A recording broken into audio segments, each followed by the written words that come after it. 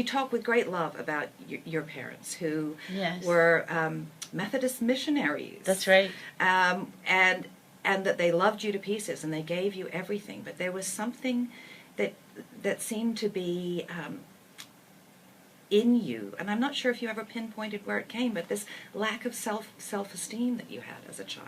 I don't know. I think it's a common thing that many young women probably grow up with, and we're not often self-aware enough to know that that's what our deal is, our issues are. And I think that the acting out or wanting validation or feeling, insecure, I think it's really, really common. And so eager to please. Very much like my Minnesota mother. But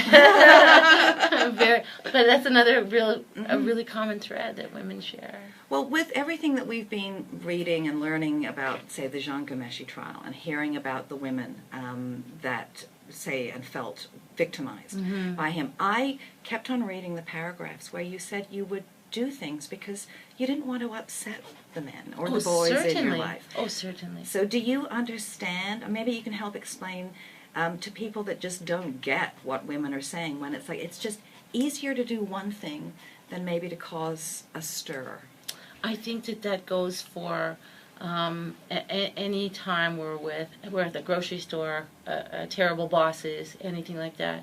I think it's our nature to be non-confrontational, particularly as Canadian women. I think that it's actually much worse for us. But worse and not worse. Like my primary role model was my mother.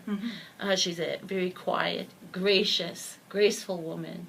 And there's part of that strength that she had in her personality. But ultimately, she would self-sacrifice.